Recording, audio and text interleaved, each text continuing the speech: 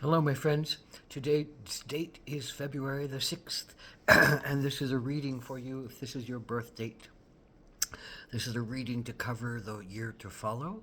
It's a four-card pull, a general energy card for the year, a challenge you might face this year, an action you can take to stay in balance, and an outcome or a synopsis card. So, what is the general energy card of the year? It is the fault line. And what does the fault line talk to us about? To be aware of, to reflect upon. Well, the fault line says, well, something has been pulling away from each other for a long time. That this is something that has been in the process, like fault lines under the earth, the plates that come up against each other and push over or break apart from each other. They do it over a long period of time. And it's just a natural movement, and it's no plate's fault that it's happening, and it's a necessary part of evolution and a necessary part of growth and change. And even though it causes destruction, and even though it causes a sense of death in a lot of ways, there's no fault that can be placed to the fault line. This is something that naturally needs to occur for physical reasons, for psychosocial reasons, for spiritual reasons, that something has to break apart in order for something new to be formed from it and come into being. So that's what the fault line is about. And what does that particularly mean for you, February the 6th? Well, this is around death. And death, can be a physical death, but more than likely, the sense of death here is that something that you loved and something you cherished and something that you were attached to, a physical form, a body, an object, a job, a relationship, a reality in the physical world that you have had some kind of deep connection to, has been drifting apart over time, like the fault line, through the necessary processes of release and surrender and letting go.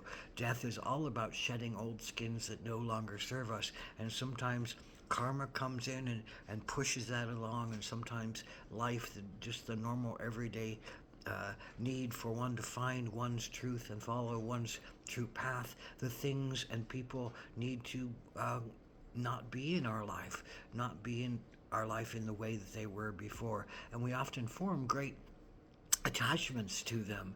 And it's really hard to let go of dreams and possibilities, of love, of connection, of the joys that were made, the connection to the highs that were accomplished, a connection even to the lows. There's an understanding that we get attached even to the pain of something, to the negativity of something, because we know it and we're afraid to even step into something else. So we willingly ride along with the pain of something, and we don't easily let go. So that's your challenge, is letting go of something that was dear to you and that held a lot of promise, held a lot of potential, held a lot of connection, but it can't be there this year. It can't be there at this time for some reason.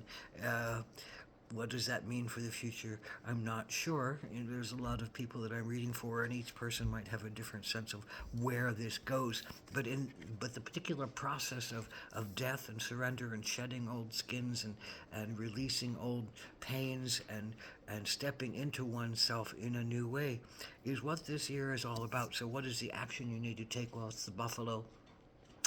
Prayer and abundance are the biggest things that keep coming up around Buffalo. Buffalo for the Lakota people and the other Plains people. Buffalo was God, Wakantanka, the great buffalo, the great creator, that um, Buffalo gave itself to the whole of the tribe in every part of its body. It was used for glue, it was used for making clothes and making teepees, and it was used for food, it was used for shelter, it was used for robes and mats, it was used for decorations, it was used for jewelry and sacred essences. It was also a sense of being directly connected to spirit. So it was a sense of remembering to be thankful for what you have and what you have had and what you are going to have, and remember that abundance is always there. If you learn how to look at it in the right way, most of the time, sometimes, yes, complete starvation and cutoff is possible, but most of the time, abundance. But even that's just a physical realm.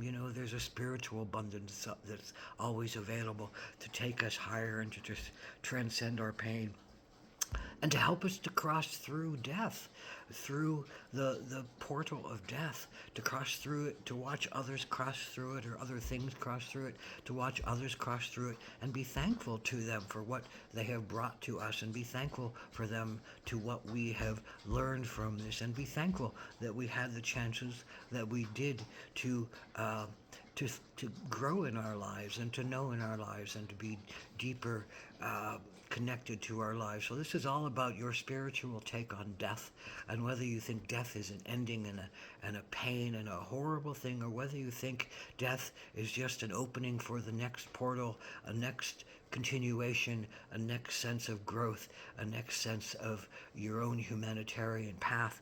So that is that is um, that is what is worked on this year, that sense of learning how to trust in your abundance, learn how to be grateful for what you have been given, and let go of things that do not serve you at this time, even though you have great love and connection to them.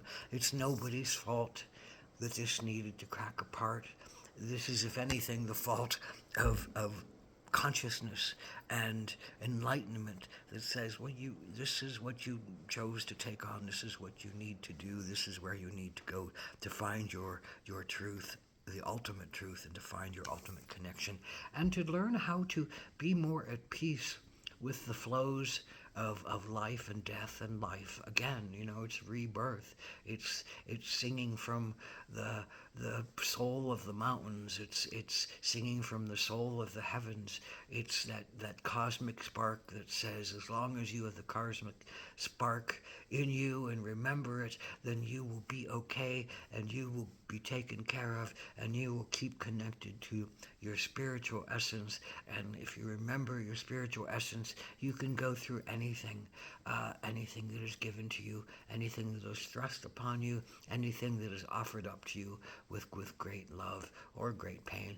But you can go through it, and you can have a voice in it, and you can find a way to be thankful for it. To be thankful for it on the highest possible level. Blessed be.